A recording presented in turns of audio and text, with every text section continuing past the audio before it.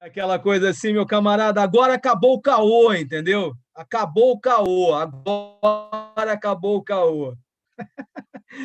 Fala, Muriel. Oi, Muriel. A Muriel não está escutando. Vocês estão me escutando? É? Todo mundo aí? Sim. Legal, né? Legal. Gente, vamos então começar esse semestre, né? Que tem por título exatamente essa expressão tão alvissareira, quatro vozes da diferença, não é? Ou seja, vamos lá entrar na filosofia francesa contemporânea e operar, então, com essas quatro vozes fundamentais, Deleuze e Foucault por um lado, Derrida e Levinas por outro. Né? É particular o fato de que os quatro eles coexistiram no mesmo horizonte de trabalho, e tirando o Foucault, que ainda tinha um pouco mais de entrada com Derrida e com Levinas, o Deleuze claramente ficou num grupo mais à parte. Não é? Mas dá para dizer que os quatro eles formam dois grupos estruturais, não é? Ou dois modos de pensar a filosofia da diferença. Por um lado, o Deleuze e o Foucault, por outro lado, o Derrida e o Levinas. E esse vai ser justamente o modus operandi desse curso. Não é? Ou seja, eu vou primeiro tratar do Deleuze e do Foucault, e na segunda parte do curso, então, do Derrida e do Levinas. Não é? E o tema que vai estar costurando exatamente a ligação dos quatro vai ser essa palavra que está no título do curso, diferença. É essa palavra que vai, de alguma forma, unir o trabalho dos quatro. Tem uma frase do Deleuze, que é uma frase interessante do Diferença e Repetição, na qual Deleuze diz que a grande diferença, o grande elemento distintivo do trabalho dele, eu acho que isso vale para os quatro, é justamente tentar mostrar o quanto a diferença é mais originária do que a identidade. Isso é o que está unindo o trabalho dos quatro. Né? O quanto a diferença ela não é um elemento que vem a reboque da identidade, mas, ao contrário, a identidade é um fenômeno que é um fenômeno tardio em relação ao caráter originário da diferença. Para acompanhar exatamente esse contexto, talvez seja interessante começar com o modo mais paradigmático para a nossa tradição de pensar a relação entre identidade e diferença, que é o modo que está presente no livro 4º da Metafísica do Aristóteles.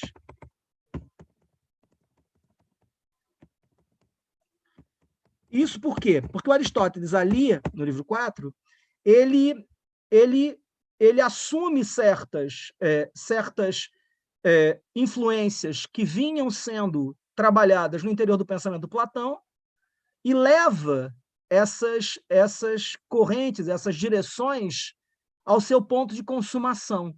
Por isso, nesse livro 4º, se vê claramente como é que a tradição pensou a diferença. Não é? O que eu estava chamando de uma espécie de antecedente platônico é uma passagem, antes de tudo, do Sofista, na qual Platão diz que a diferença ela tem que ser pensada sempre como o outro do ser. Não é? O contexto que é o contexto sofista é um contexto relativamente simples de reconstruir. Os sofistas eles tinham se valido da obra do Parmênides, que afirmava que o ser era e o não ser não era.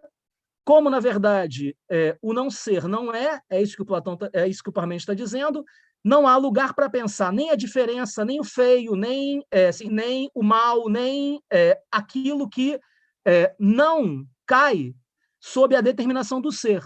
Não é? O falso. E os sofistas estão dizendo, então, que, como só o ser não há o falso, não há o mal, não há o feio, não há a diferença.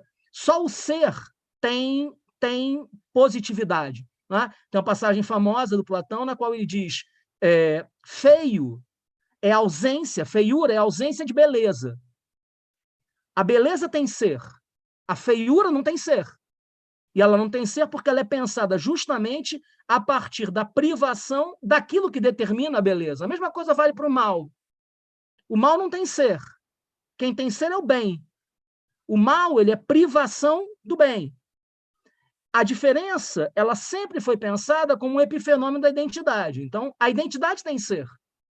A identidade tem determinação. A diferença, ela é sempre pensada privativamente como uma modulação da identidade. O que o Aristóteles faz? Ele pega exatamente essa ideia de que o máximo que você pode dizer com relação à diferença é que a diferença ela é o outro do ser, ou seja, ela é uma modulação, um desvio do ser, e procura, então, mostrar o quanto, na verdade, toda e qualquer transformação já sempre pressupõe identidade. E isso, cara, vai ser um modo de pensar que vai acompanhar todos nós até hoje. O exemplo que Aristóteles dá é um exemplo relativamente tranquilo de entender. Tá? Ele diz assim, para que você possa pensar diferença, você precisa necessariamente pensar a identidade.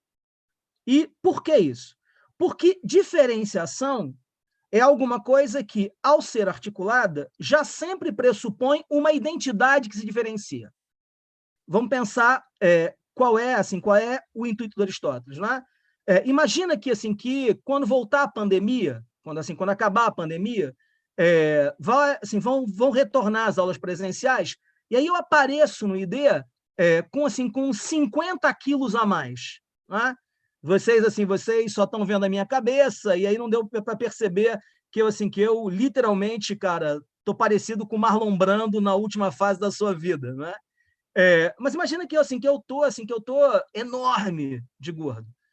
E aí alguém vira para mim e diz assim, porra, Casanova, você mudou, cara, você mudou demais, você engordou muito. O que o Aristóteles vai dizer? Para que você mude, é preciso que você mantenha quem você é. Senão, não seria possível para alguém dizer, você mudou. Você se transformou. Sabe, você tinha que chegar e dizer, quem é esse cara que está aí dando aula? Ah, quem é ele?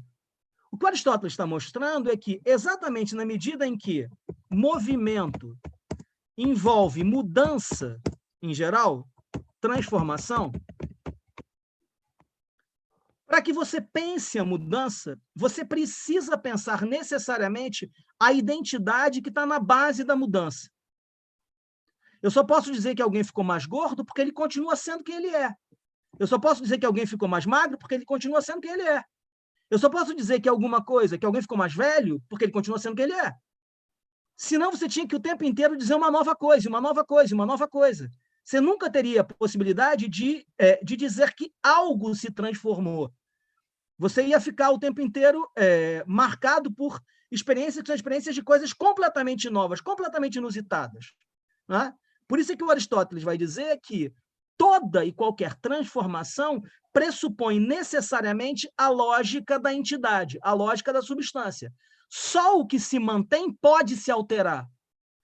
E a alteração, nesse sentido, não é senão uma transformação da identidade estrutural, da identidade primária.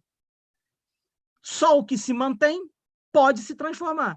Se não houver nada que se mantenha, não tem transformação, não tem mudança. Você vai ter uma espécie de experiência tão radicalmente diversa que você não conseguiria nem mesmo olhar para as coisas. Você não conseguiria nem mesmo dizer o que as coisas são, sabe? Ele está criticando fundamentalmente o mobilismo universal do Heráclito. Essa ideia de que tudo está incessantemente em movimento. Onde tudo está incessantemente em movimento, no final das contas, não tem movimento. E não tem movimento porque nada se move porque nada é. Você precisa ter identidade para que você tenha transformação. Essa posição do Aristóteles é uma posição que está na base de todos os nossos modos de pensar. Para nós, uma transformação radical solapa as bases que tornam possível que algo aconteça. Sabe, nós sempre pensamos as transformações como exigindo uma base que é uma base de estabilidade para que as coisas sejam. O que, na verdade, Deleuze, Foucault, Derrida, Levinas estão tentando mostrar é que esse pressuposto na nossa tradição nunca foi colocado à prova, sabe? É um pressuposto da tradição. Foi ela que, desde o princípio, assumiu que para que você pudesse pensar, para que você pudesse se relacionar, para que você pudesse sonhar, fazer projetos, para que você pudesse administrar a tua vida, você precisaria necessariamente de uma identidade estável promovendo as transformações. Por isso, a aposta filosófica de todos eles é: será que não? Será que realmente as coisas são assim? Será que não é possível operar originariamente com o primado da diferença em relação à identidade? Será mesmo? Será? Não sei. Vamos ver o que acontece se nós partirmos justamente da hipótese contrária, ou seja, se nós partirmos justamente da ideia de que a diferença ela é mais originária do que a identidade. É isso que eles estão tentando fazer. Essa experiência de crise da identidade, né?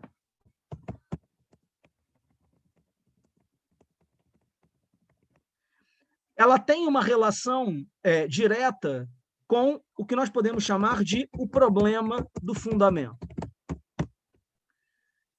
Se alguém quiser colocar alguma pergunta, dizer alguma coisa, gente, por favor, é só vocês, vocês ou bem abrirem o microfone ou bem escreverem aqui no chat, né? É legal que a gente pode, nesse primeiro encontro, como o texto ainda não está presente, como ninguém leu nada, é legal a gente discutir um pouquinho essas coisas, não é? E nesse sentido é interessante que vocês procurem, então, fazer o maior número possível de questões, mesmo que sejam questões de ordem, sabe? Mas como assim diferença? Por que não é possível? Porque, como é possível movimento sem diferença? Ou coisa do gênero, sabe? Pode perguntar coisas as mais simples possíveis, não é? Mas isso tem uma relação com o problema do fundamento. Porque não é assim que a tradição ela simplesmente pressupôs que a identidade ela era mais originária do que a diferença. Ela pressupôs, ao mesmo tempo, que a identidade fundava a diferença. De um tal modo que toda a dinâmica do pensamento é uma dinâmica de abandono da diferença em direção à identidade. Tem uma passagem que é uma passagem muito bonita do Hegel, descrevendo a origem da filosofia, e ele diz, então, nessa passagem, com Tales, a filosofia se libertou da imaginação multiforme e multicolorida do mundo homérico. Sabe?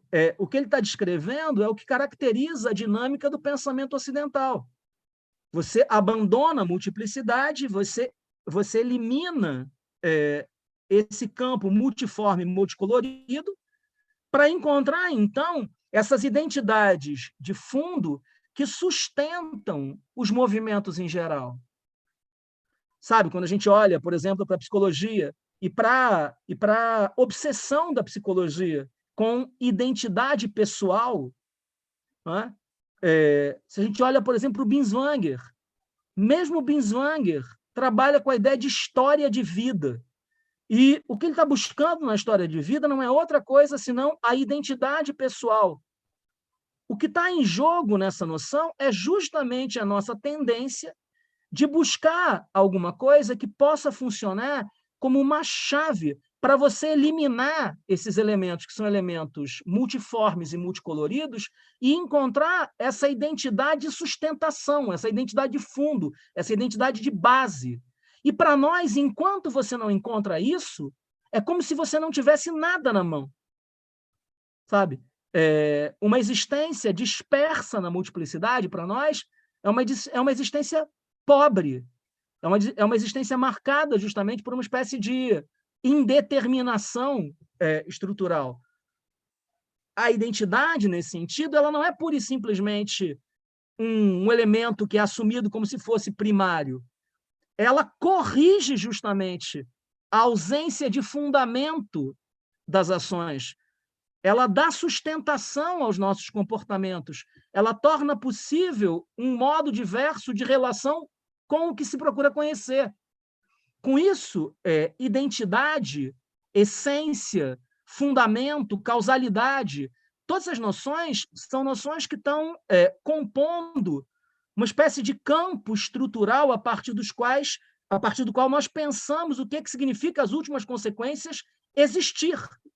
Existir é alcançar justamente essa base identitária, essencial, substancial, constante, estável, que dá suporte às nossas existências em geral. A crise da qual emerge justamente o pensamento francês contemporâneo é a crise da noção de fundamento. E essa crise da noção de fundamento, essa crise da identidade, ela aponta justamente para a experiência sem fundo da existência. O princípio do fundamento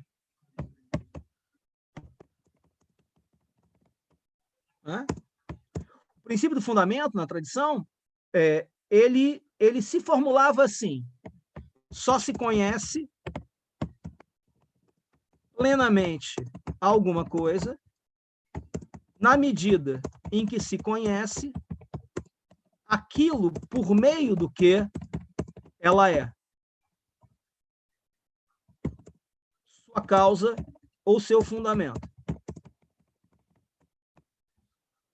Isso aqui é uma formulação que vocês encontram no Aristóteles.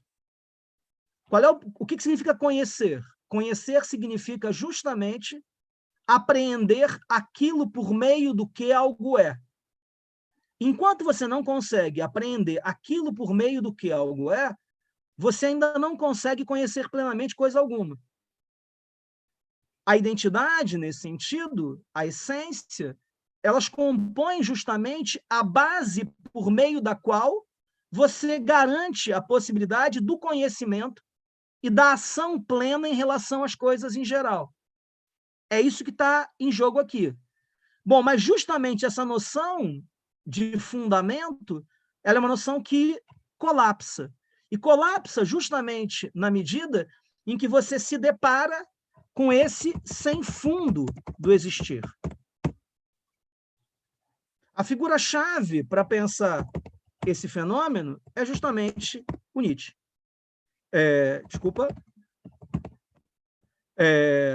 E por que o Nietzsche? Porque o Nietzsche vai ser justamente o pensador que vai tentar levar às últimas consequências a impossibilidade de você reduzir as configurações de realidade a estruturas prévias que deem sustentação a essas configurações, a essas figuras. O que aparece a partir da filosofia do Nietzsche, então, é justamente uma descrição, que é uma descrição da existência, como não vindo. É isso aqui que a gente tem que pensar hoje. A existência não vem de lugar algum, não vai para lugar nenhum, não tem nenhum ser imanente, nem nenhum ser transcendente.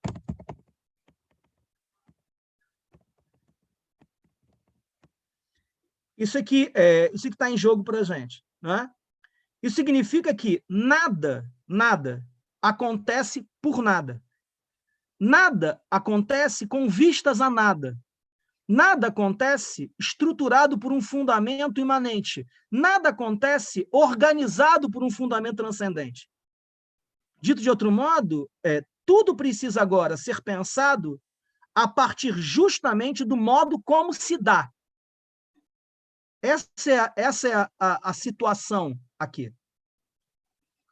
O que está em jogo não há princípio primeiro, não há finalidade última, não há ser imanente, não há ser transcendente. Né? Isso altera radicalmente tudo. Né? Isso altera todos os nossos modos de pensar, de se comportar, todas as nossas perspectivas, todos os nossos modos de estruturação, etc. Né? E cada um, então, vai se diferenciar exatamente pelo modo. Então, você tem 4 vozes da diferença. Na verdade, são 4 modos de lidar com essa situação.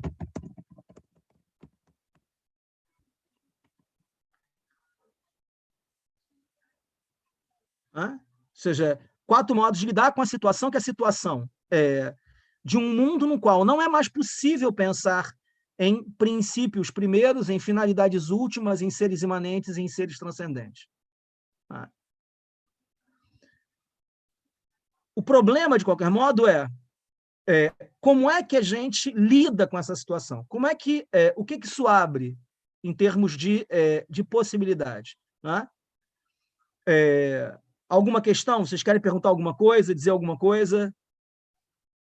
Muriel, quer perguntar alguma coisa, Muriel? Você está com uma cara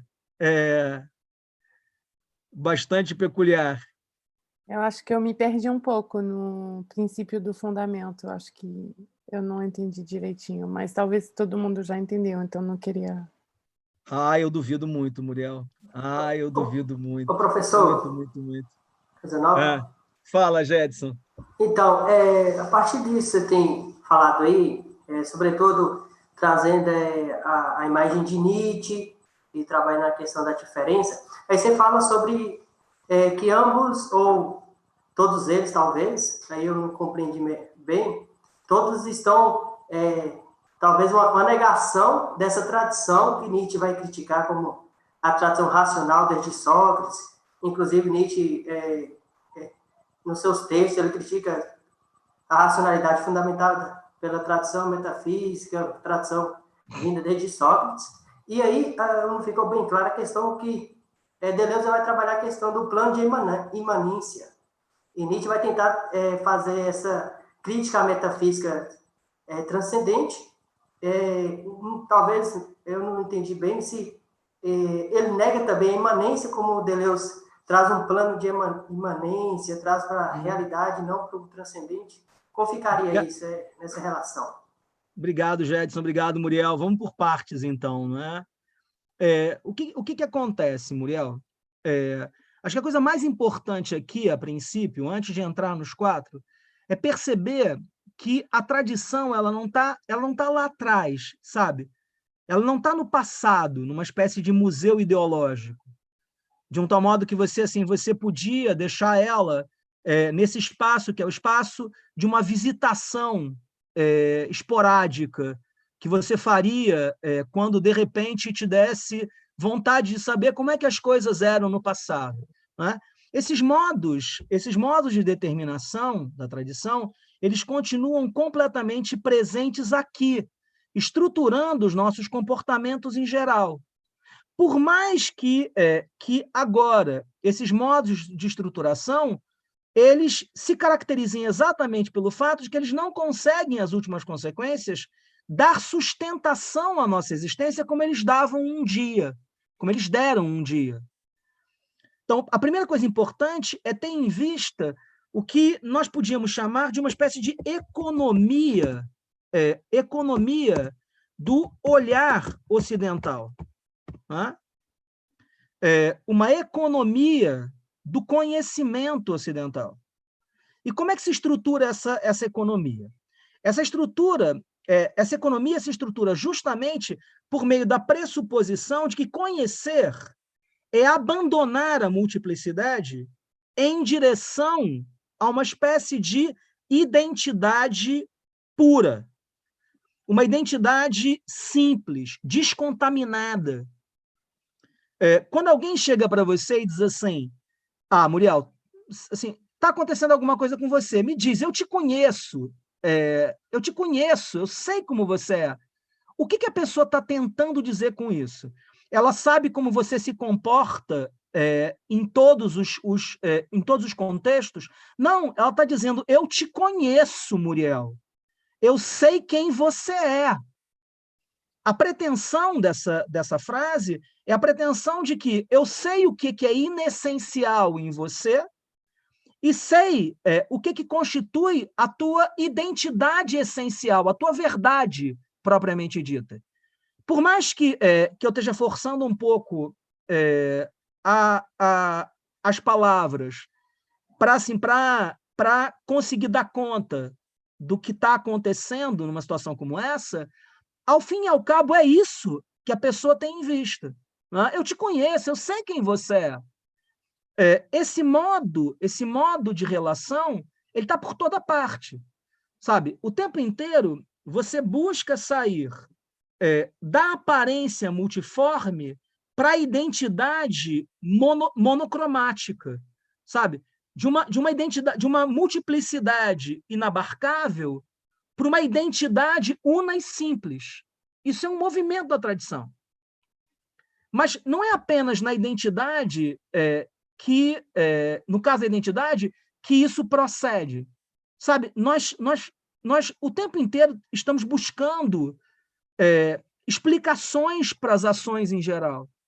Sabe, você está o tempo inteiro olhando para as ações e tentando encontrar uma razão das ações. Você está o tempo inteiro tentando encontrar telos, finalidades.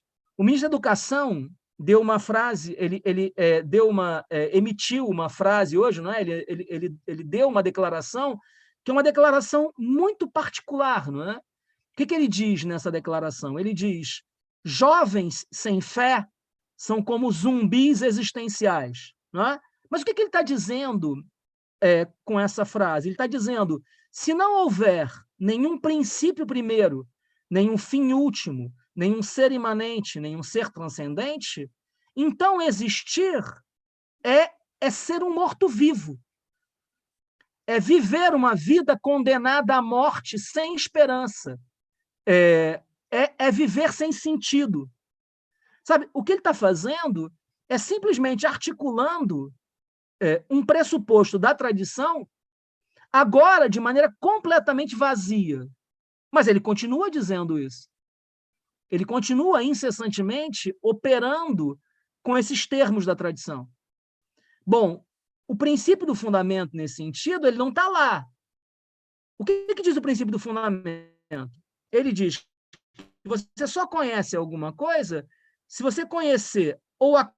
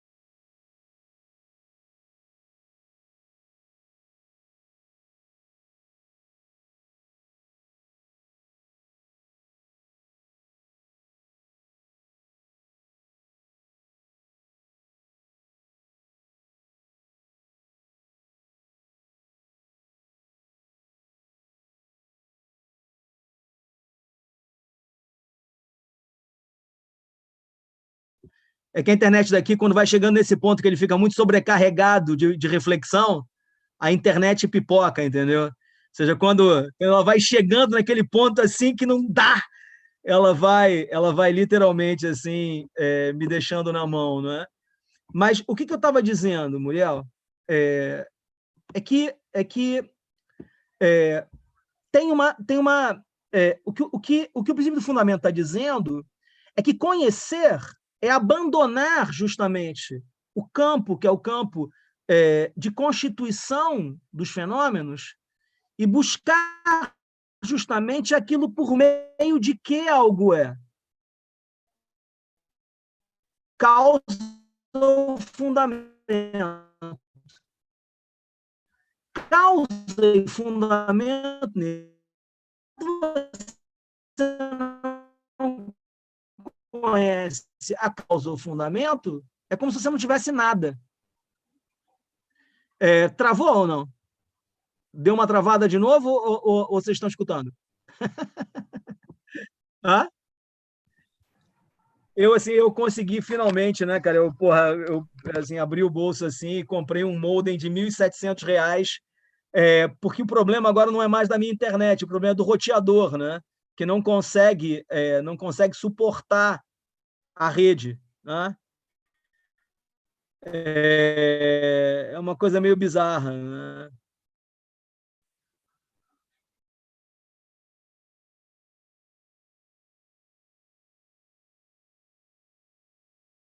Agora deu uma...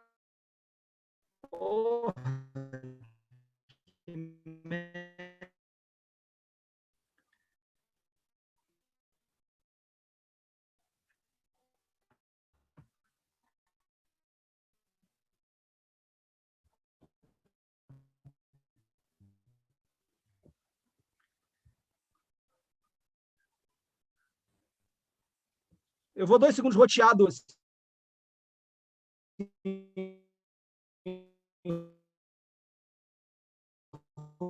Roteado assim, do celular.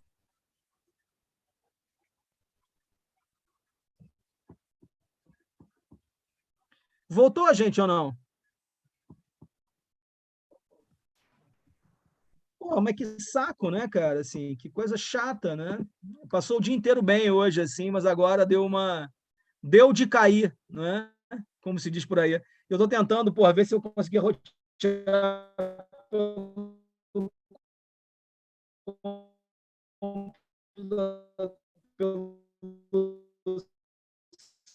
celular, mas assim, não estou conseguindo.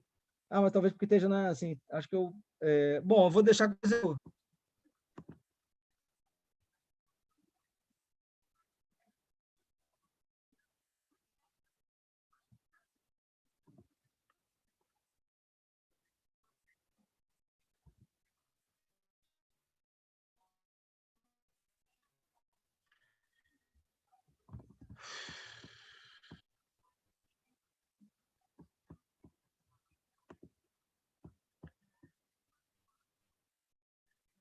Cara, deixa eu sair e entrar de novo, gente. Calma aí.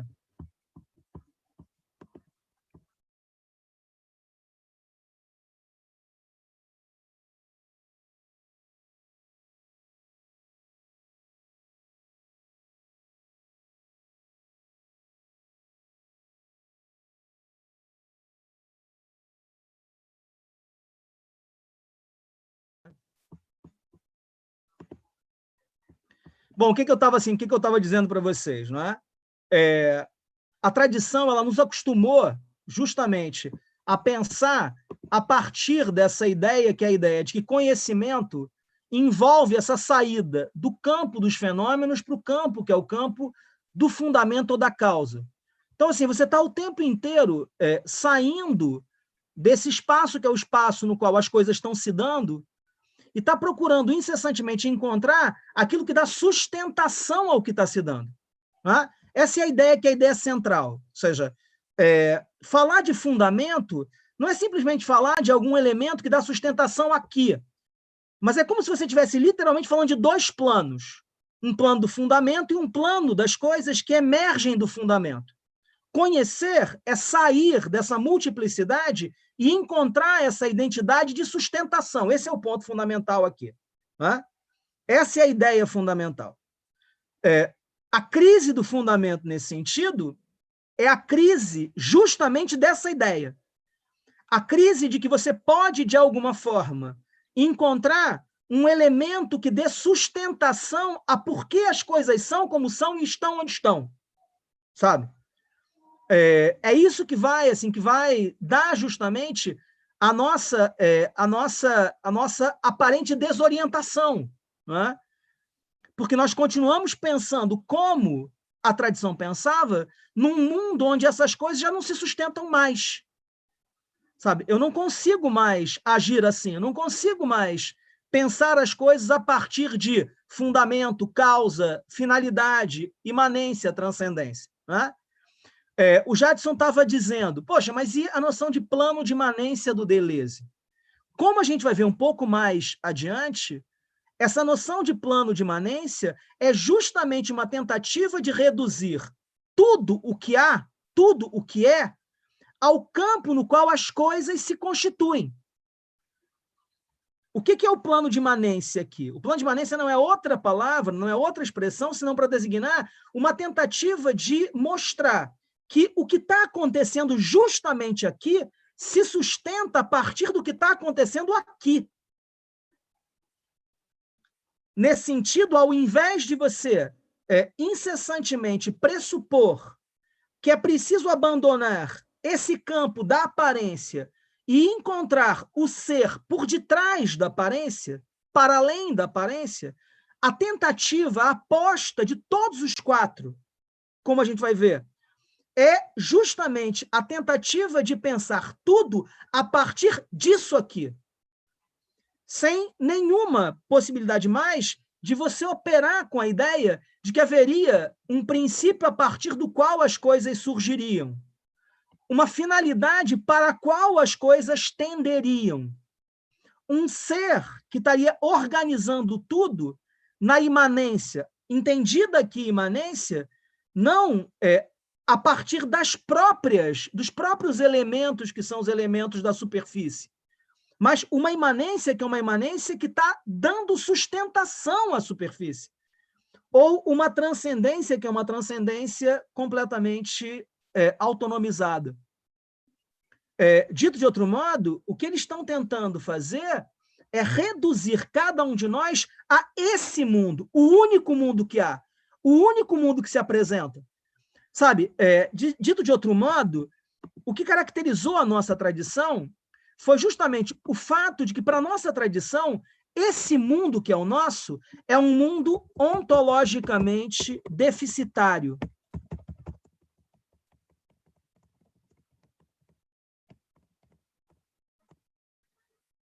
Era justamente porque esse mundo não se sustentava que, para a tradição, era preciso um outro mundo. Era preciso um outro campo que desse sustentação a esse mundo. Uma vez mais, isso não teria nenhuma importância, nenhuma relevância, se isso tivesse ficado para trás. Ou seja, se isso tivesse lá, nisso que eu chamei há pouco de uma espécie de museu ideológico, sabe? Um museu onde você teria as concepções completamente caducas da tradição. A questão é que todo o nosso mundo continua incessantemente operando a partir dessas estruturas, a partir dessas categorias, de um tal modo que ainda soa completamente estranha para nós a afirmação de que a diferença é mais originária do que a identidade. Eu estava comentando com as pessoas hoje, né? Outro dia eu estava na praia e você sabe essas pessoas que gostam de compartilhar a discussão, não é?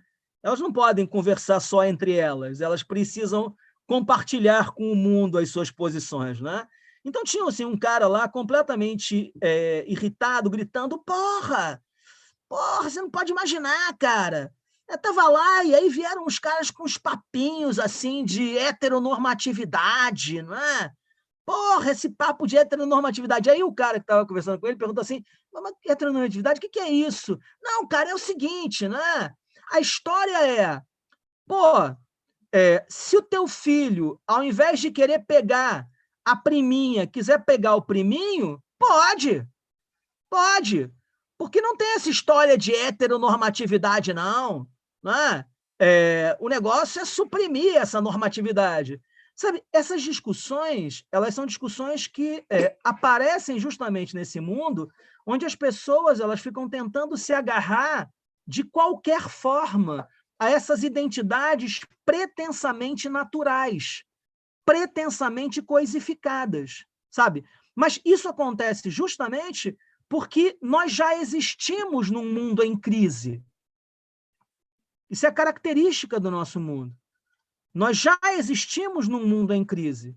E a crise desse mundo é justamente a crise dessa pressuposição tradicional de que você teria, justamente nessas categorias, uma espécie de poder de correção do modo de ser das coisas.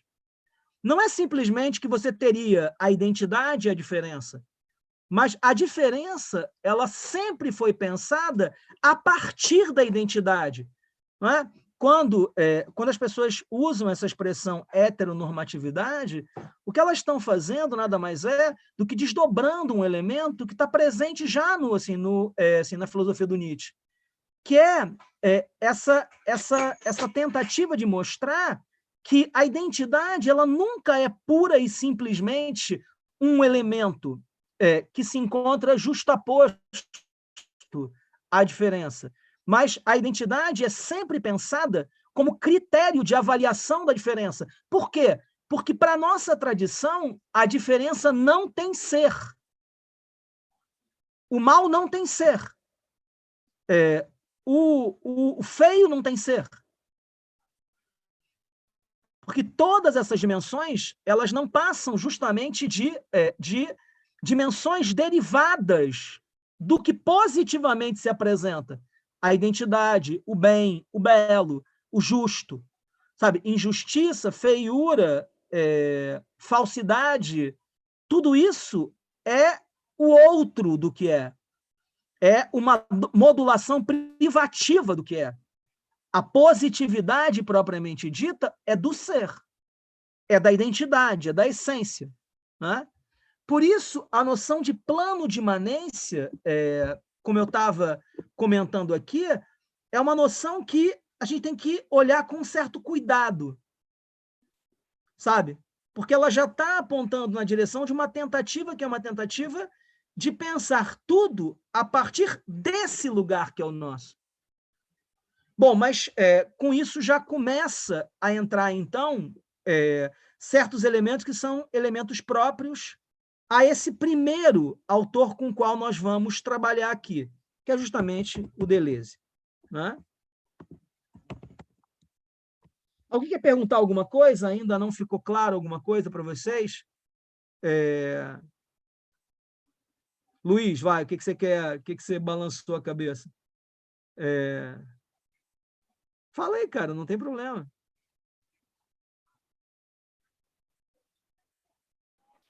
Não ficou claro, mas nem não ficou claro. Vamos continuar. Beleza. O que acontece com o Deleuze? O Deleuze, nesses quatro, ele é um pensador meio estranho, não é? Ele é muito diferente, tanto do Foucault, quanto do Derrida, quanto do Levinas. Ele é uma espécie de avis rara, o Deleuze, não é? E a razão pela qual ele é uma ave rara está numa ligação direta com o fato de que o Deleuze é um pensador que vem justamente disso que nós podemos chamar de o problema do fundamento. Como é que é a formulação, que é a formulação moderna do princípio de fundamento, né? Nada é sem fundamento. O caso do Deleuze é quase como se ele estivesse dizendo o contrário. Nada é com fundamento. Esse é o ponto de partida fundamental. É o ponto de partida mais decisivo. Né? Se a tradição pressupôs que tudo tinha um fundamento para ser, o Deleuze está tentando pensar exatamente a situação contrária. Nada tem fundamento. Não é? Nesse sentido, uma certa abissalidade, um certo sem fundo, uma certa experiência de gratuidade, né? uma ausência de razões, está sempre, de alguma forma, presente na obra do Deleuze. Né? Mas o interessante do Deleuze é que, se nós olharmos, por exemplo, para o que vai acontecer com Levinas, né? Deleuze é um pensador que não tem nenhum interesse pelo sem fundo. Ele não tem nenhum interesse por essa ideia de abismo, sabe? Ele não é um pensador que está preocupado com o fato de que as coisas não têm fundamento. Mas, ao contrário, todo o interesse do Deleuze é o interesse pelo que acontece com a superfície quando a superfície ela aparece justamente como ligada ao sem fundo. Essa que é a questão, não é? O que acontece quando você tem um prédio construído sobre areia? Vocês lembram desse caso que aconteceu aqui no Rio de Janeiro, né? Do Palace 1, né? Que o cara construiu um prédio com areia da praia, né? O que aconteceu? O prédio caiu, né?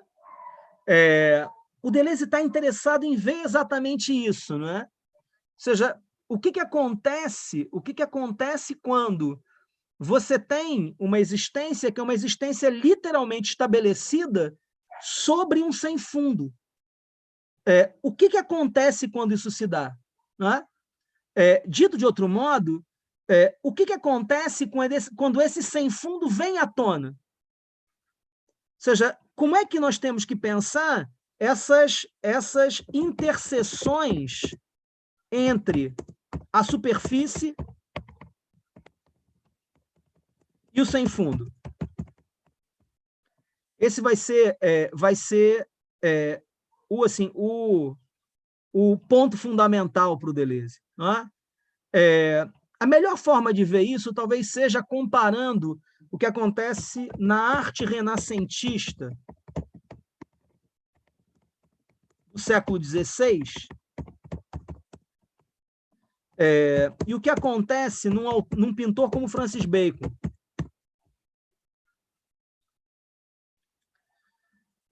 Não sei se vocês têm na cabeça algum quadro renascentista. Nix, bota você tem como colocar na tela? Bota no próprio Zoom, aqui no chat, bota um quadro de um cara chamado Corrégio, chamado O Julgamento de Salomão. Você vai encontrar isso fácil.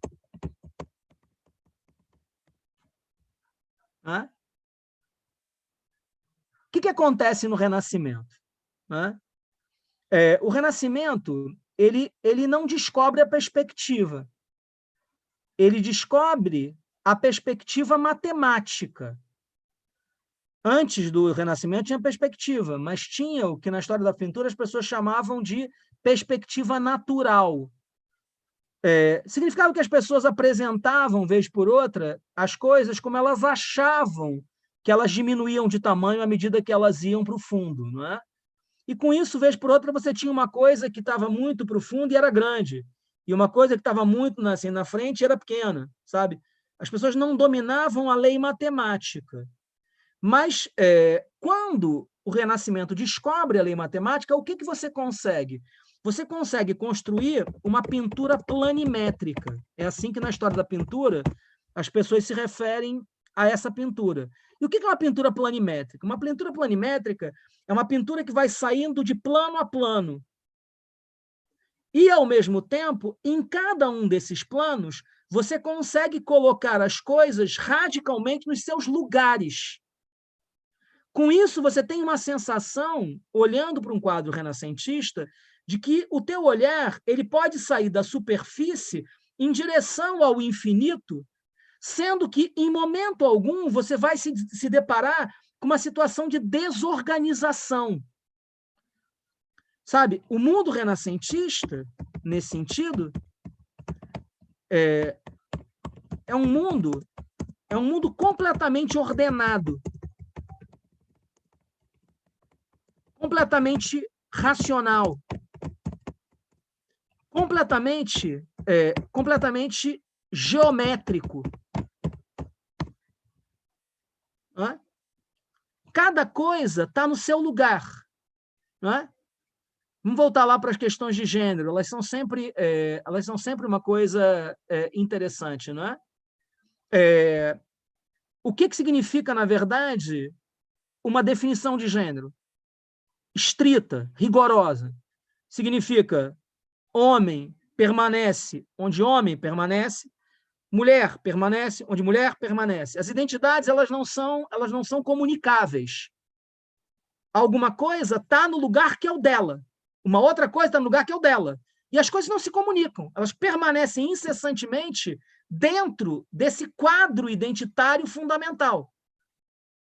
Completamente ordenado. Mas, para que isso aconteça, é preciso justamente que o fundo ele seja tão ordenado quanto a superfície. Quando eu estava comentando com vocês, né, essa relação que é a relação entre fundo e superfície, o importante nessa relação é justamente ter em vista o quanto um fundo, que é um fundo substancial, ele se caracteriza exatamente pelo fato de ordenar a superfície.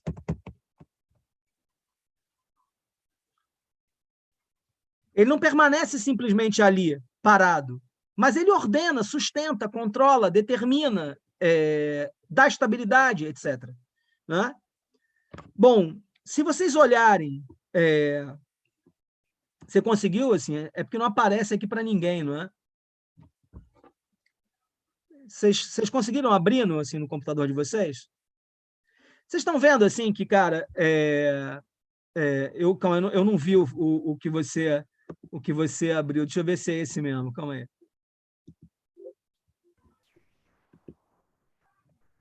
Foi o que eu achei no... É que aqui deu engraçado, no meu deu disk error. Se quiser, eu posso fazer o screen share, se quiser, para só o pessoal ver. Faz isso rapidinho aí. Não sei se é esse quadro. Não, não é esse. Esse é o julgamento de Salomão, mas esse não é do Corrégio. Ah, então. É. Eu continuo procurando aqui. Esse apareceu quando você digitou Corrégio ou quando você digitou o julgamento de Salomão? Digitei os dois. E aí apareceu esse. Deixa eu ver se Corrégio vai.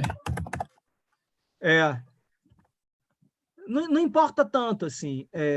Para nós, o importante é apenas isso. Não é? Vocês podem olhar isso em qualquer quadro renascentista.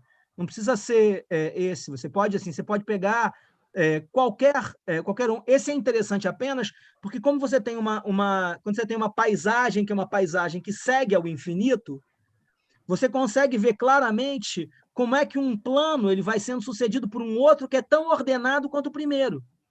E como é que o terceiro ele é tão ordenado quanto o segundo? Como é que o quarto ele é tão ordenado quanto o terceiro? E isso até o infinito, sabe? Até as montanhas da Toscana, né? Que é o que aparece no quadro do Corrégio. Né? O ponto ali é exatamente o quanto esse fundo estável, ele se caracteriza justamente por uma espécie de organização da superfície.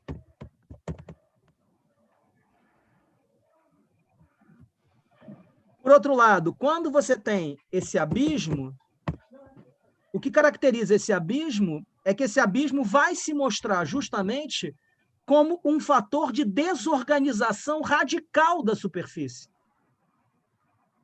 Você não tem mais como proteger a superfície desse fundo. Mas, ao contrário, esse fundo está incessantemente corroendo, destruindo a estabilidade, a pretensa estabilidade da superfície. Por isso, qual é a questão fundamental do pensamento deleuziano? É acompanhar quais são as consequências para a superfície dessa repentina saída do fundo para a superfície. É como se você tivesse, literalmente, um mundo que é um mundo que está sendo estabelecido em areia movediça. E, com isso, rapidamente, constantemente, esses elementos do fundo estão corroendo e impedindo justamente a permanência, que é a permanência dessa estabilidade da superfície. Não sei se vocês lembram do Beleza Americana. Sabe aquela cena, que é a cena bem legal do Beleza Americana, que o fuzileiro naval vai lá e dá um beijo na boca do pai do cara? Sabe? Aquele mundo ali é um mundo que está à beira de entrar em erupção. Né? Mas por que ele está à beira de entrar em erupção? Essa que é a questão. Porque esse fundo não garante mais a organização da superfície. E, nesse sentido, tudo que importa ao Deleuze, antes de tudo, é acompanhar o que acontece quando esse fundo vem à superfície. Quando você suprime, justamente, essas capas calcificadas e faz, então, com que novas possibilidades se abram. Né? Eu acho que, assim, o ideal é a gente pegar o texto do Deleuze com o qual nós vamos operar aqui, né? Para perder um pouquinho, né, as abstrações. Né? Alguém quer perguntar alguma coisa, dizer alguma coisa? Tem alguma coisa que vocês querem saber antes da gente começar?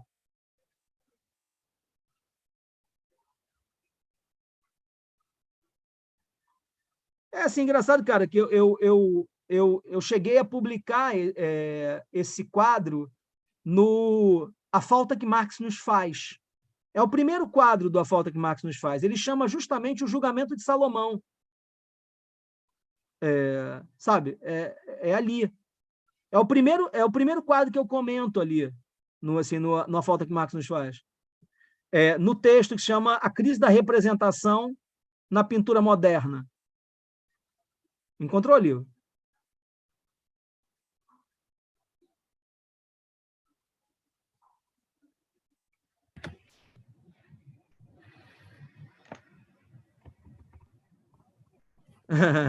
Vai ficar muito ruim, né? A gente pode vai ficar muito distinto, né? Mas vocês estão vendo? Né? É uma... Deixa eu ver se eu encontro aqui no meu coisa. Calma aí.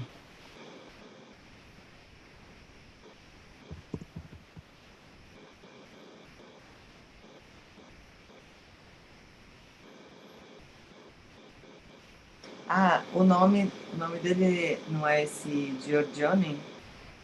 Então, na verdade, é isso. Eu estava dizendo o pintor errado. É esse mesmo, é Giorgione. Aparece logo de cara quando você coloca agora. É o primeiro que aparece. Né? Vocês encontraram agora? Agora ficou mais fácil, né? Porque eu que estava dando o nome errado. Né? O Giorgione e o Correggio são, na verdade, dois pintores venezianos do mesmo momento.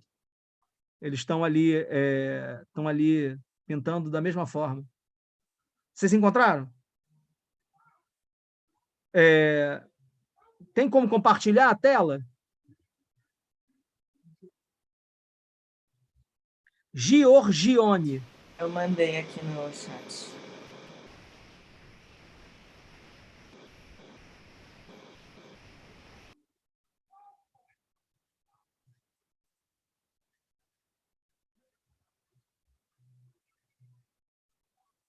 Encontrou, Nix?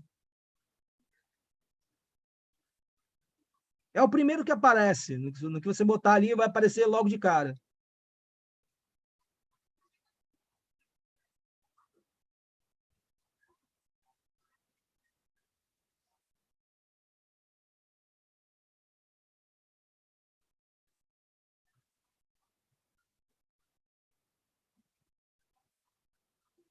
Ó, tá vendo aqui?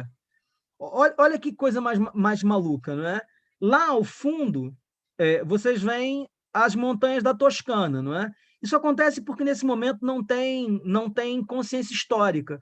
Como não tem consciência histórica, ele pega uma cena do Antigo Testamento e coloca ela ambientada completamente a partir da paisagem da Toscana.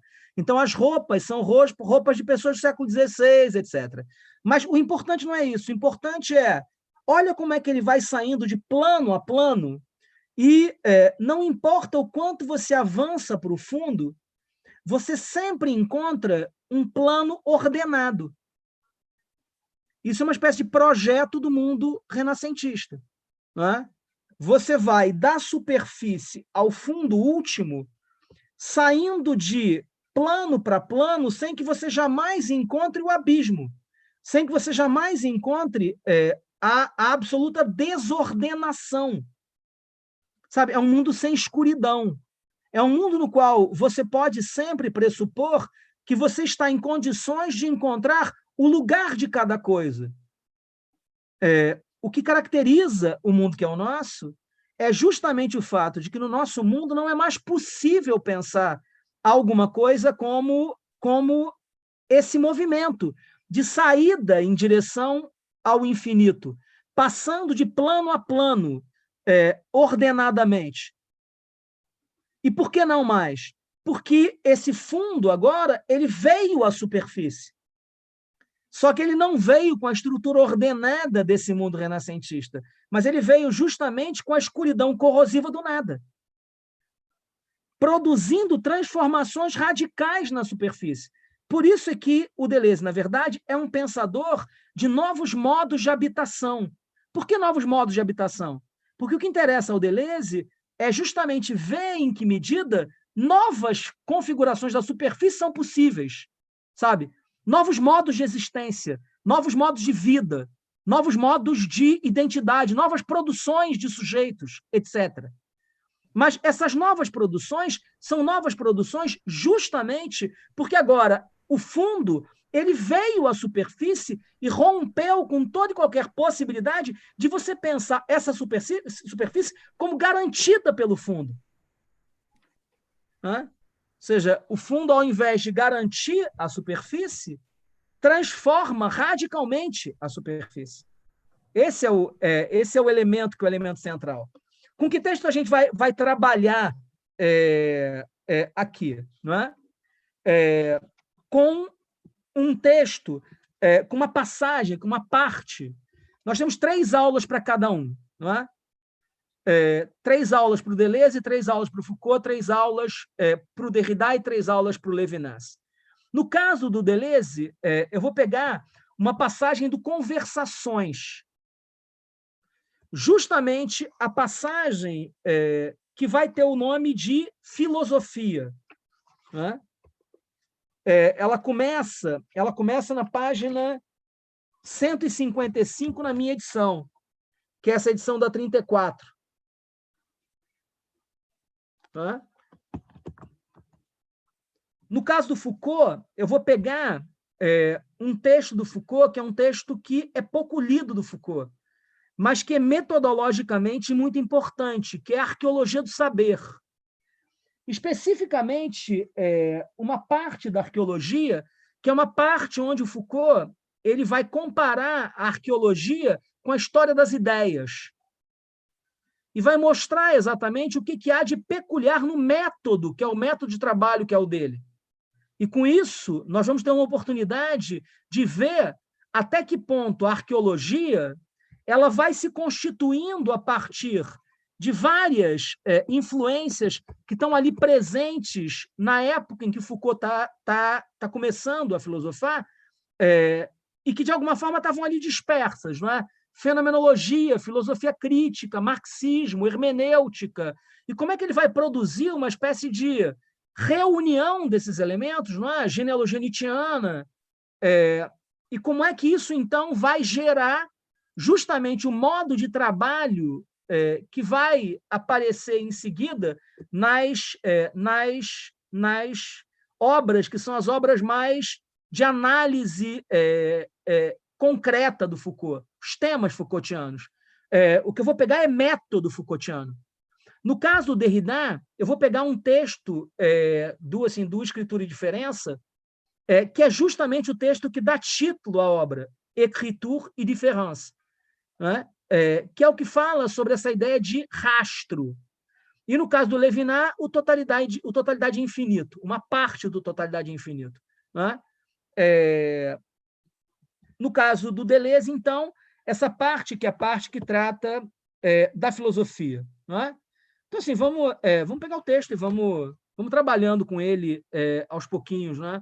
Eu acho que isso pode ser interessante aqui. Ele diz, se hoje em dia o pensamento anda mal, é porque, sob o nome de modernismo, há um retorno às abstrações.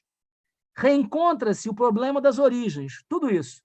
De pronto, são bloqueadas todas as análises em termos de movimentos de vetores. Então, assim, o que o Deleuze está fazendo, já de cara nessa passagem, ele está contrapondo exatamente a filosofia que é a dele a esse renascimento, a esse ressurgimento, nesse momento, de conceitos abstratos e de preocupações com origens. Né? É todo um conjunto de preocupações filosóficas que remontam à tradição.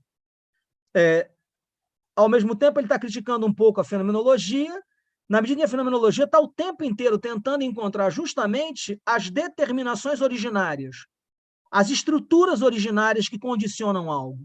Né? Para o Deleuze, é por isso que a filosofia vai mal agora. Ela vai mal por quê? Porque ela, uma vez mais, se vê absorvida nessas preocupações que são preocupações constitutivas de uma certa tradição, uma tradição marcada exatamente por um abandono do lugar onde as coisas radicalmente se decidem. Contra esse modo de tratamento, ele fala da necessidade de fazer análises em termos de movimentos e vetores.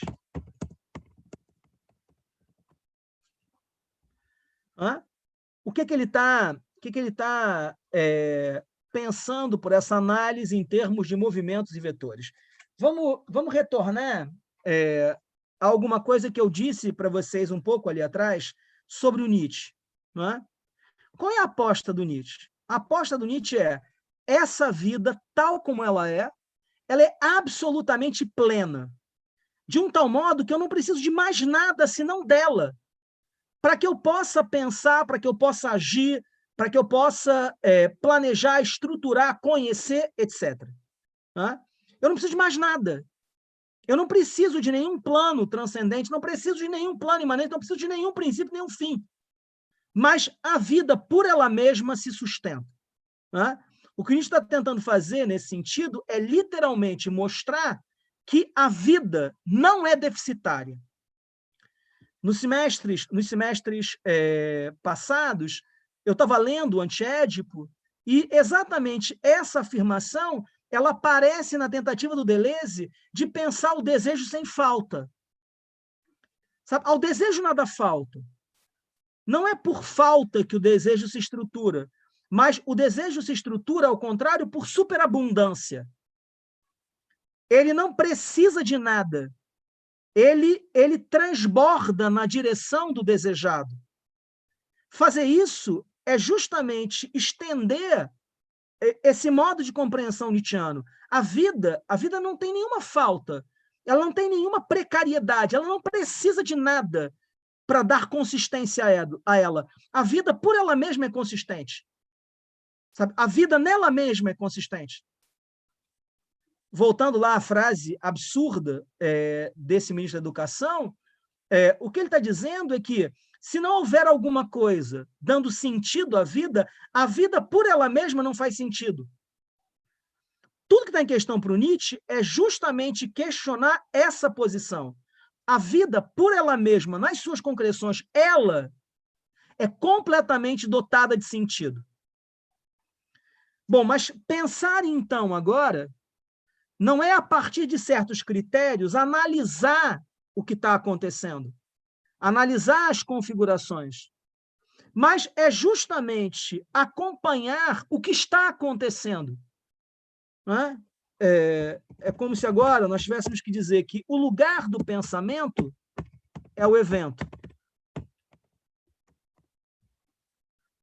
Pensar significa radicalmente acompanhar o que acontece.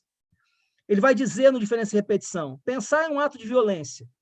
E por que pensar é um ato de violência? Porque pensar significa necessariamente abandonar as categorias gastas da tradição e se deixar tocar por aquilo que agora precisa ser pensado.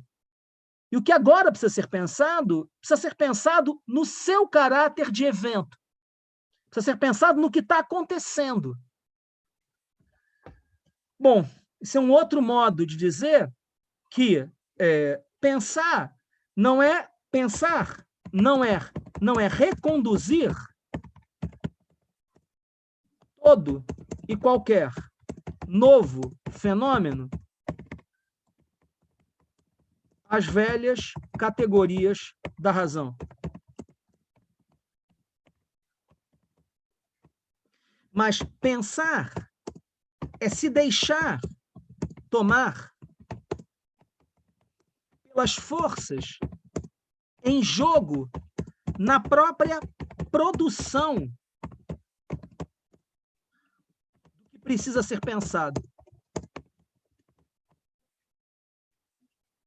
Ou, por que isso aconteceu, Lio? Eu não sei por que isso aconteceu, né? Você consegue copiar e colar o que eu estava... Que eu acho importante, assim, sabe, essas anotações, elas são interessantes porque elas ficam para vocês depois, não é? Então, assim, é bom para você acompanhar, né? Por um acaso, eu não sei porquê, mas eu estava mandando para o Lio o tempo inteiro essa...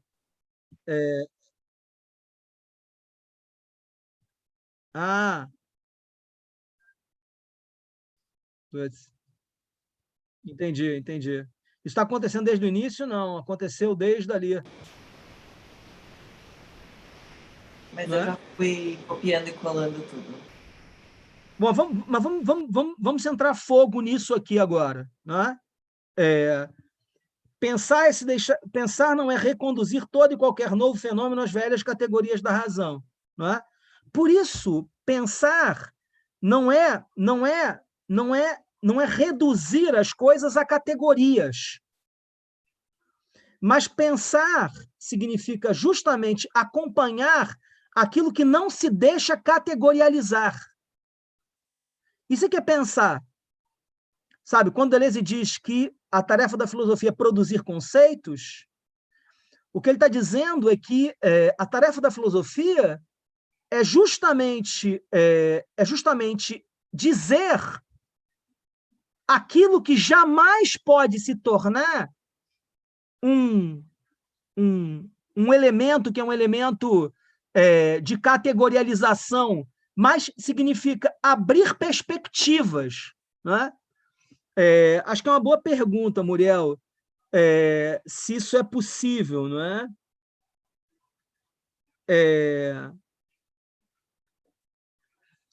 A coisa assim vamos tentar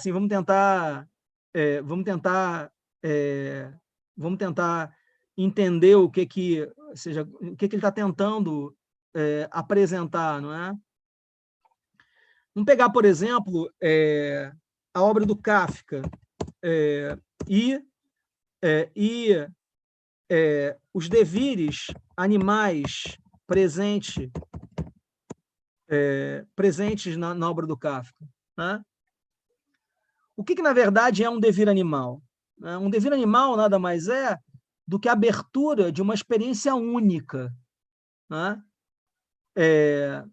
De uma experiência que solapa, de alguma forma, toda e qualquer possibilidade de você acompanhar aquilo com uma certa racionalidade, né? Pensar, por exemplo, na Josefina e a Cantora dos Ratos. Foi um exemplo que eu dei em algum desses encontros do Deleuze, né? Quem é a Josefina? A Josefina é uma cantora dos ratos. Mas o que o Kafka faz não é simplesmente colocar os ratos comentando a Josefina a partir de um modo de pensar humano, mas é como se ele literalmente estivesse tentando imaginar, ou abrir, mais do que imaginar, abrir o espaço para que surgisse justamente uma cantora dos ratos. É como se um mundo se descortinasse para você que, de certa forma, é meio absurdo para você, sabe? Uma coisa é você, por exemplo, imaginar uma cantora dos ratos que canta como uma cantora humana. Isso é fácil de imaginar. A Disney faz isso o tempo inteiro, né? Mas imagina o que é você abrir uma perspectiva que é uma perspectiva que solapa completamente as tuas possibilidades de compreensão, né? Olha o que você está afirmando, né? Nós já não sempre pensamos a partir de categorias disponíveis? Sim. Agora, essas categorias disponíveis, elas dão conta propriamente do que você pensa? Acho que esse é o problema que a gente tem na mão, não é? Tá bom, nós sempre pensamos a partir de categorias, mas as categorias dão conta do que você precisa pensar, do que agora está em questão, não é? A cantora dos ratos, né? É como se ela mostrasse para você um caminho possível de pensamento, que, de alguma forma, transgride completamente a tua lógica mais imediata, não é? E obriga você a uma espécie de deslocamento. Não é? Faz a pergunta, Muriel. Não pode terminar o raciocínio. Não, vai fundo, que eu quero falar uma outra coisa em seguida. Não, eu penso assim, não sei se tem alguma coisa a ver, mas eu penso muito na comparação entre terapia psicanalítica, e desculpa já que eu sou muito ignorante nesses temas, então vou fazer uma pergunta talvez muito boba, mas o que a gente imagina que é uma análise justamente das palavras, enfim, o que você fala, que a gente, na verdade, não é se a gente pensar dentro das categorias, e se as categorias dão conta do nosso pensamento. Isso seria, de alguma forma, a falha ou o limite da psicanálise, já que a psicanálise ela se baseia muito justamente na linguagem e na análise de uma linguagem, e que, dessa maneira, quando a gente analisa a linguagem, a gente não está analisando um pensamento, a gente já está analisando as ferramentas que a gente tem disponíveis para formular o nosso pensamento. Obrigado, Muriel. Não, Muriel, cara, assim, a pergunta é ótima, né? Sabe, Muriel, se você olhar para o Antiédipo, a crítica que ele vai fazer à psicanálise antes de tudo, a crítica a uma certa mitologia do desejo. Eu acho que esse é um bom, assim, é um bom campo para entender o que ele está dizendo nessa passagem com relação a essa ideia dos movimentos e dos vetores, não é? Sabe, o que a psicanálise ela faz? Ela descobre o inconsciente, mas rapidamente aprisiona o inconsciente num campo categorial mítico que é o campo edipiano. Né? Tinha uma sociedade de psicanálise, eu acho até que ainda existe, chamada literalmente campo edipiano. Era uma coisa assim quase caricata, não é? Ou seja, qual é a crítica que ele está fazendo à psicanálise? É a crítica a uma redução do desejo a uma certa constelação categorial. No semestre passado, quando eu estava lendo o Antiédipo, a gente ficou praticamente o tempo inteiro acompanhando essa descrição que o Deleuze e o Guattari vão fazer do quanto a psicanálise é completamente absorvida por um certo modelo de família, sabe? Por uma certa constelação familiar. E aí, bom, o que acaba acontecendo no interior dessa constelação familiar é que todo e qualquer desejo, ou seja, toda e qualquer configuração do desejo, é imediatamente reconduzida ao Édipo. Né? Vai ter uma passagem lá que eles vão criticar demais o Homem dos Lobos, né? O caso do Freud. Mas o que eles criticam no Homem dos Lobos? O fato de que o Freud jamais deixa o Homem dos Lobos experimentar o que os lobos mostram. Mas ele precisa necessariamente reconduzir os lobos à cena originária, que é a cena da violência do pai com a mãe. para que ele possa, então, reintroduzir o Édipo no Homem dos Lobos. Sabe? E o Homem dos Lobos é um caso meio paradigmático, por quê? Porque o Freud ele não consegue fazer a análise andar. Então, ele chega a ameaçar o paciente de interromper a análise, enquanto ele não aceitasse reduzir as experiências dele às experiências do Édipo. Bom, isso aqui é muito particular. Por quê? Porque, ao invés de você liberar o outro para que o outro experimente na imanência da sua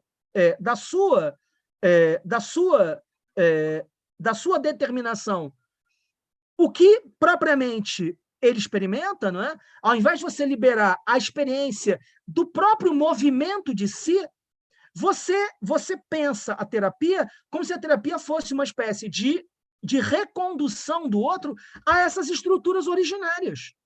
Nesse sentido, a psicanálise, para o Deleuze e para o Guattari, ela é uma terapia identitária no sentido mais tradicional do termo. Ela é uma terapia que não deixa justamente a experiência ela encontrar essas séries que não são séries lógicas no sentido mais imediato do termo, mas são séries loucas, sabe? A gente tem uma tendência a achar que as coisas elas são assim, ó. Depois do A vem o A', depois vem o A2', o A3', Não, cara. Depois do A pode vir o P15, sabe?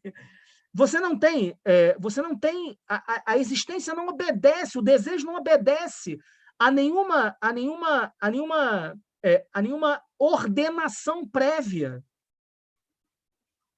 Nesse sentido, o movimento que é o movimento da conceptualidade, o movimento que é o movimento da conceptualização, ele é um movimento de categorialização, de organização, de ordenação, que impede justamente a liberdade do acontecimento. Esse é o ponto que é o ponto fundamental. Ou seja, o ponto fundamental é encontrar uma liberdade dos acontecimentos. Sabe? É liberar as coisas para que elas possam encontrar a si mesmas. Mas encontrar a si mesmo aqui não é encontrar alguma coisa que se encontra para além desses movimentos, mas é abrir possibilidades de ser para além do aprisionamento na rotina, por exemplo.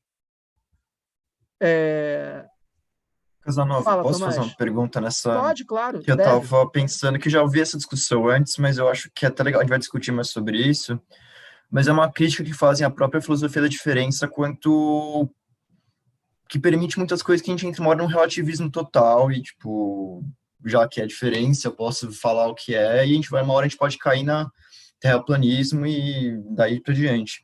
Qual que é o limite? Qual que é se há limite, não sei se dá para a gente pensar nesse aspecto, mas como que a gente não vai cair nesse relativismo? Obrigado, Tomás. Assim, o problema desses autores, não é, cara? Eu acho que isso é uma coisa que nós podemos dizer para todos eles, não é? É que eles são os autores meio difíceis, não é, cara? E enquanto autores muito difíceis, eles estão sempre desafiando a gente, não é? Desafiando a quê? A colocar em questão o que eles estão dizendo sem essa versão meio festiva do que eles estão dizendo, né? Sem essa versão, que é a versão de bar. Né? São autores duros, cara, são autores difíceis. Não é? Por isso é sempre uma coisa meio assim, meio problemática você achar que você já entendeu o que eles estão dizendo assim meio de cara, sabe? Mas isso acontece demais, né? Vamos pegar a questão do desejo para o Deleuze, né? O desejo, na verdade, ele é superabundância, não é? O que acaba acontecendo é que essa superabundância experimenta uma espécie de primeira síntese que o Deleuze vai chamar de síntese da rotina no Diferença e Repetição. Né? A síntese da rotina é isso que no Antiédipo aparece como produção social do desejo. E é na produção social do desejo que vão surgir duas ilusões antes de tudo. a ilusão de que você teria uma espécie de objeto total do desejo, não é? Desejar alguma coisa por inteiro, e a ilusão de que haveria objetos preferenciais do desejo. O que é um objeto preferencial do desejo? É esse objeto que, de um modo ou de outro, você deve desejar. Não é? Um menino deve desejar uma menina. Um homem deve desejar uma mulher. E ele deve desejar ter um filho com essa mulher. E ele deve desejar construir uma família com essa mulher. E ele deve desejar dar uma educação para o seu... Sabe, esses objetos preferenciais do desejo. Não é? Bom, mas por que isso é um problema? Não é? Por que isso é um problema? Porque essas estruturas da rotina, essas sínteses da rotina, essas ilusões, que são as ilusões da produção social do desejo, não fazem outra coisa senão produzir uma espécie de despotencialização do desejo. Uma despotencialização que não se dá num campo abstrato, se dá no próprio campo do desejo. O desejo, ele precisa encontrar a sua lei. Mas encontrar a sua lei significa encontrar aquilo que lhe é próprio, não é? Aquilo que lhe determina, aquilo com o que ele precisa se ligar. Mas precisa se ligar a partir de onde? A partir do quê? Não é? Sabe, o Gladson estava comentando essa ideia, que é a ideia do plano de imanência. Não é? Sabe, a imanência do desejo, ela é justamente o que constitui o desejo. São as forças em questão no desejo. Alguém podia chegar e dizer assim, puxa, mas e se então o desejo ele for marcado por uma ligação, que é uma ligação com coisas completamente absurdas, não é? Qual é o critério, então? É quase como se a gente precisasse perguntar o seguinte, do que você tem medo? Para eu entender. Do que você está com medo? Não é? Você está com medo do quê? Você tem toda uma educação repressiva, que é uma educação estruturada pelo medo. Pela ideia de que se você não produzir repressões constantes nas pessoas, você vai produzir caos, desordem, você vai produzir violência, vai produzir corrupção, etc. E o que acaba acontecendo é justamente o contrário disso. A repressão produz caos, desordem, violência, produz incompreensão, produz todas essas coisas. Sabe, o ponto nesse sentido é do que você tem medo, afinal? Se, na verdade, o desejo ele se faz na sua imanência, ele se faz a partir de políticas de aliança e, ao mesmo tempo, a partir de lógicas de agenciamento. Não são expressões do Deleuze, mas políticas de aliança significa, literalmente, o quanto o desejo ele não é uma estrutura impositiva. Ele não é uma estrutura de instituição violenta. É o contrário disso. Uma aliança, na verdade, é o que você faz justamente a partir do encontro com a multiplicidade em jogo. Não é? Vamos voltar ao terraplanismo aqui. Não é? A gente pode usar a palavra desejo para o terraplanismo? O que está em questão num terraplanismo? Não é? O que está em questão no movimento antivacina, por exemplo? Será que a palavra manipulação é uma palavra dura para descrever esse campo? Na verdade, o que você tem é um bando de gente ressentida que está ali se deixando aprisionar por essas narrativas que vão dando incessantemente para elas um lugar que é um lugar nesse deslocamento completo no qual elas se encontram, sabe? O terraplanismo dá conta da multiplicidade de vetores em jogo na experiência, que é a experiência múltipla da contemporaneidade. Qual é o modelo de ciência do Deleuze? É o terraplanismo? Não, cara. O modelo de ciência do Deleuze é o Simondon. Quem é o Simondon, cara? O Simondon é justamente esse filósofo da ciência que está tentando pensar o conhecimento a partir da multiplicidade em jogo na própria constituição do conhecimento. Não é? Já deu, já de novo está privado aqui, calma aí, desculpa. Não é? O que é um autor contemporâneo deleuziano? Quem é o autor contemporâneo deleuziano? É o Olavo de Carvalho? Não, cara. O autor contemporâneo deleuziano é o Bruno Latour. Isso é um autor contemporâneo. Não é? Por quê? Porque o Latour é o cara que está tentando pensar a partir dos coletivos, a partir da politização da natureza, da supressão da distância entre ciência e natureza. Sabe, uma ecologia política para o Latour nada mais é do que uma ecologia que superou essa ideia de que você vai se livrar da catástrofe ecológica separando de um lado ciência e de outro lado política.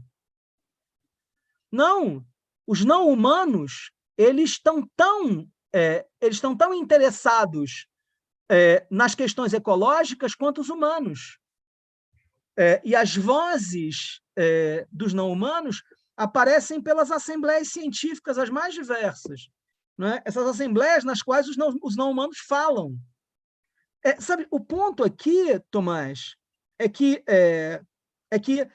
a perspectiva restrita ela não vem justamente desse espaço da diferença, mas vem, ao contrário, do espaço de uma identidade desesperada.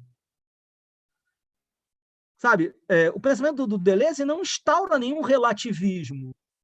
Ele instaura uma lógica que é uma lógica do embate incessante entre os vetores e de uma necessidade incessante de você se haver com esses elementos que estão em jogo, na imanência das próprias concepções.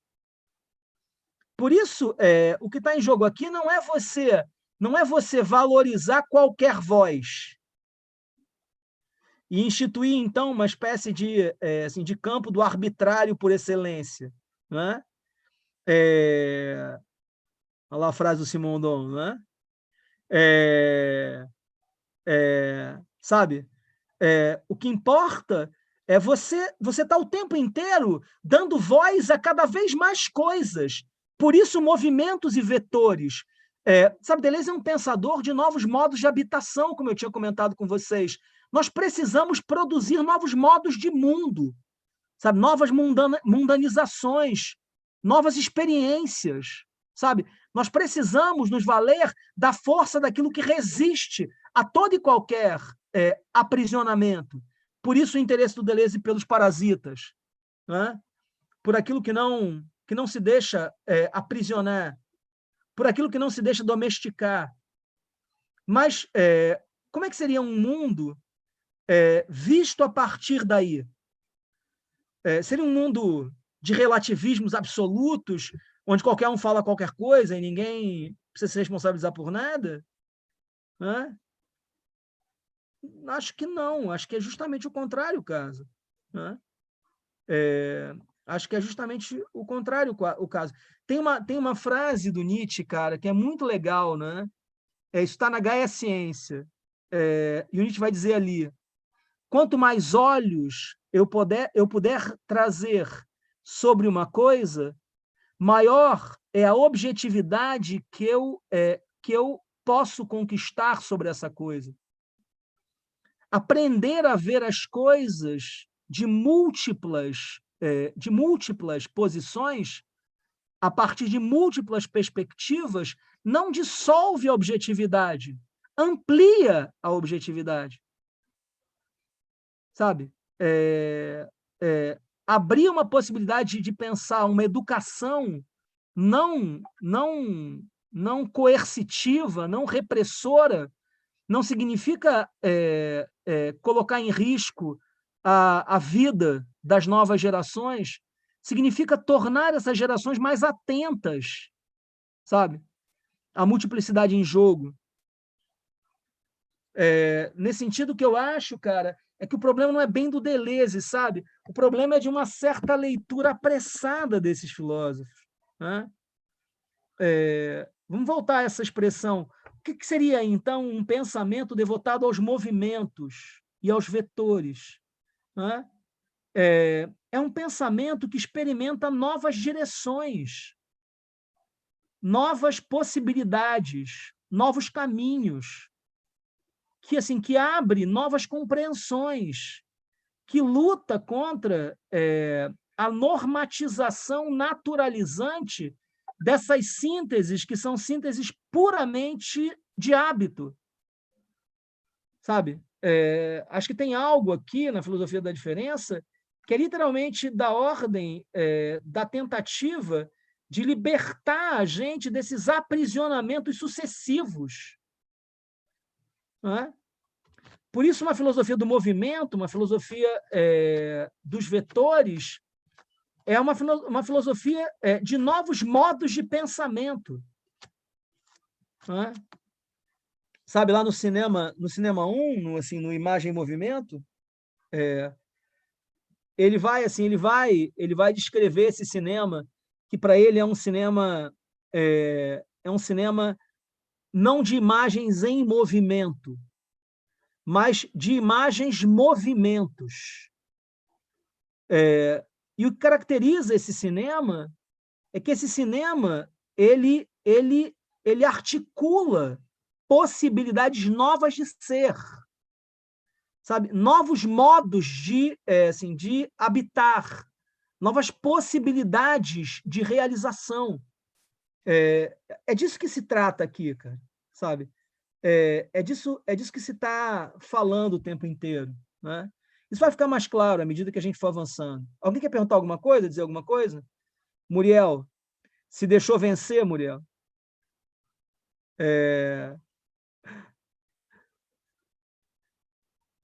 Luiz, quer falar? Então, vamos seguir só mais um pouquinho, né?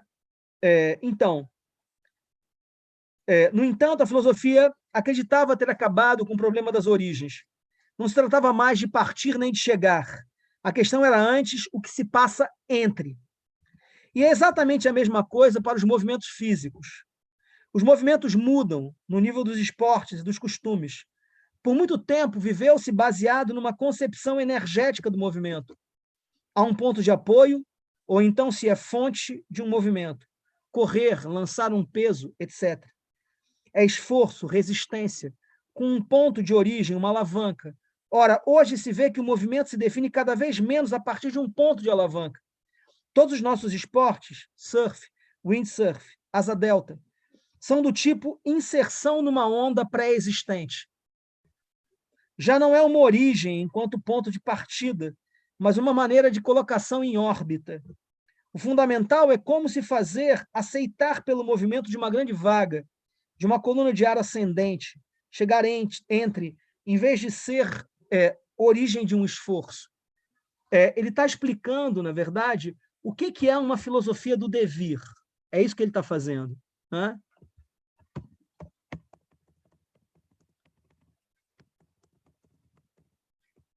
Se eu fizesse uma pergunta para vocês, não é? Onde começa o devir?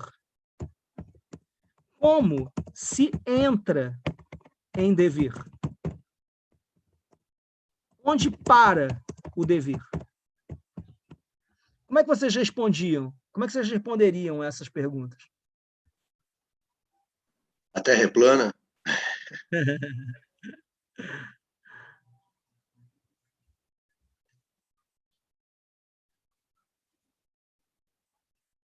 Então, eu fico pensando que a própria pergunta é estranha, né? Porque implica que tem um começo e um fim, então algum tipo de linearidade ou trajeto.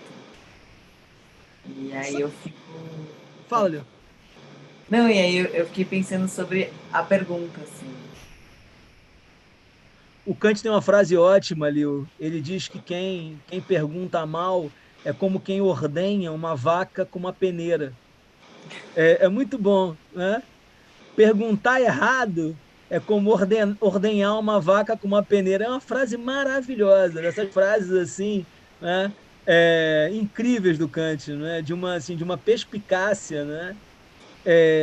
Mas essa pergunta que te parece estranha foi a pergunta da nossa tradição o tempo inteiro, né? Aquilo que eu estava descrevendo a princípio, né? Dizia respeito radicalmente a isso, né? Onde é que começa o movimento? Onde é que o movimento termina? Para onde é que ele se encaminha? O que dá sustentação e suporte ao movimento? A alavanca é isso. A alavanca é aquilo que desencadeia o movimento, né? Sabe, o modo de compreensão newtoniano do movimento. Você tem que ter uma força que mobiliza de fora e o corpo ele tende a recobrar o estado de inércia se uma outra força não for incidindo sobre ele, não é? Então, assim, ele para quando a força desaparece, né? Mas a força é de fora. O que o Deleuze está fazendo aqui envolve radicalmente um esvaziamento dessas questões. Onde começa o devir? O devir é sempre começado. Né? Como se entra no devir? No devir, você só entra caindo nele. Onde para o devir? Em toda parte, em parte alguma. Ele para onde ele parar. E recomeça onde recomeçar. Né? A questão agora bom, como é que é a vida, então, se ela não vem de nenhum lugar? Né? Se ela não se encaminha para nenhum lugar, se, na verdade, as tuas possibilidades de ser, elas são como aberturas de espaços que não se apresentavam antes. Tem uns trabalhos muito legais de um cara chamado José Gil sobre balé, que são muito bacanas os trabalhos, né? E ele procura mostrar como no salto dos bailarinos, o espaço que se abre não é nenhum espaço previamente dado, mas é um espaço paradoxal, aberto pelo salto. Sabe, saltar, no caso do balé, não é você se movimentar para um espaço que está previamente dado ali, mas o espaço do salto é aberto pelo salto. Se você não salta, não há esse espaço, que é o espaço propriamente dito do balé. Ele está tentando lidar com o caráter paradoxal desses espaços, que são espaços que não são espaços antigos, dados, estabelecidos, constituídos, mas são espaços sempre paradoxais, porque espaços marcados pelo caráter criador do que acontece. Sabe? Evento não é alguma coisa que você possa pensar a partir de uma ideia como inovação, por exemplo. Mas evento é sempre um espaço paradoxal. Sabe? Porque o evento não é lugar nenhum. Ele se abre pelo evento. Sabe? Ele é um espaço aberto pelo evento. Pensar é um espaço de evento. Porque pensar não é você o tempo inteiro calcular coisas a partir de coisas já dadas, mas pensar significa ver tudo a partir de campos que nunca estiveram presentes antes de pensar, sabe? É preciso encontrar novos modos de ser. Mas como é que você encontra esses novos modos de ser? Se abrindo para esses caminhos que estão sempre te arrastando. O problema da gente é que a gente nunca deixa as coisas propriamente serem.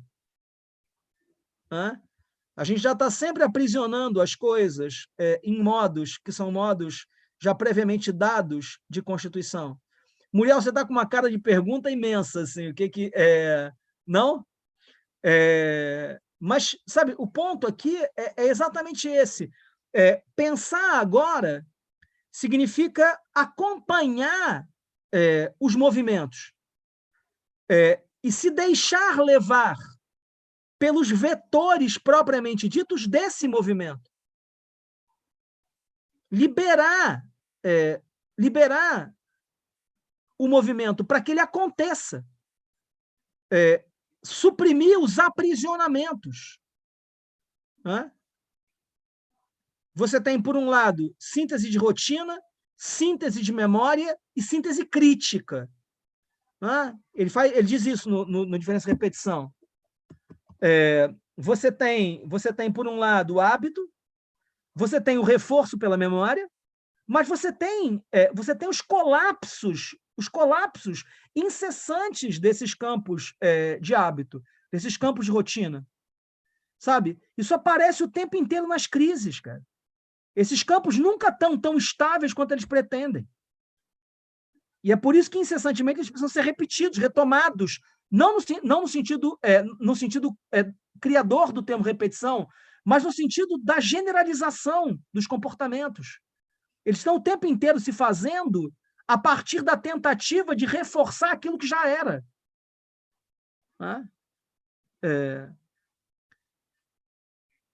A questão agora acho que a menção a Asa Delta é interessante mesmo, né? Porque você vai ser obrigado a voar, não é?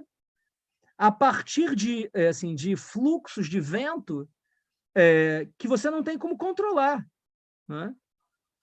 Ao mesmo tempo, você vai precisar fazer isso, porque você vai ter que fazer isso, porque senão você cai. Acho que é um exemplo bom, não é? Desses exemplos bons de aula. É bem provável que ele tenha dado esse exemplo em algum lugar, né? Você precisa necessariamente acompanhar a dinâmica das coisas, né? Acho que isso acontece nos esportes em geral, acontece no futebol também, não é? Você vai precisar acompanhar o modo como o jogo vai se estruturando, né? Por mais que você tenha táticas, etc., né? As formações são sempre múltiplas, não é? Gente, eu acho que a gente pode, de alguma forma, parar por aqui, né? Estamos chegando ao fim. Se vocês puderem ler, cara, esse tópico 4, né? Eu acho que tem muita coisa legal para a gente discutir aqui, né? Na verdade, ele vai da página 155 a 210. Então, assim, são 50 páginas, né? E 50 páginas onde o Deleuze ele vai comentar obras, onde ele vai elucidar certas dúvidas. Então, esse texto funciona bem como uma introdução ao pensamento deleuziano, sabe? Eu acho que, vez por outra, assim, vocês vão ter a sensação de que vocês estão meio andando no vazio, não é? De que as coisas estão meio confusas, não é? Outras vezes vocês vão ter a sensação de que, não, agora eu acho que eu compreendi, e eu acho que não tem muito o que fazer com Deleuze mesmo, não, cara, sabe? A gente tem que aprender a lidar com as coisas assim mesmo, sabe? A lidar com as coisas desse jeito, porque é isso que ele apresenta para nós, né? De qualquer modo, eu da próxima vez vou fazer uma coisa. Eu vou preparar um PowerPoint para dar uma mínima organizada nessas ideias. Como vocês vão ter lido antes, ou é possível que vocês leiam, eu posso fazer isso e a gente não precisa ler o texto inteiro, né? E, com isso, eu acho que as chances das coisas andarem com um pouco mais de consistência aumentam, né? Mas é isso, né? Acho que foi isso. É isso sempre a vida, não é, cara? A gente começa e, de repente, termina, né? É sempre assim, né? Não, não, não, não, não. É da 155, Muriel, até a 210. Eu posso te mandar a versão que é a versão em francês. Eu não sei se você tem o texto em francês. Mas eu posso te mandar, eu posso encontrar isso na internet. Não, não se preocupa não que eu encontro isso, né? Esse texto com certeza está por aí. E aí eu faço isso e mando para você, tá? Obrigada. Alguma questão, alguma pergunta? Alguém querendo se matar?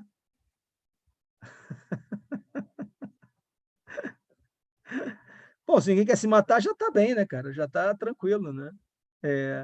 Então, a gente se vê na próxima. E, cara, de alguma forma, sim, as coisas vão ficar cada vez mais claras, não é? Porque cada um deles reforça, de algum modo, as discussões do outro. Então, quando a gente chegar no Foucault, já vai ficar mais claro, quando chegar no Derrida, vai ficar mais claro, quando chegar no Levinas, então, vai ser assim, vai ser tudo na mais perfeito. Cristalino. Beleza? Obrigada. Boa noite. Boa noite, gente.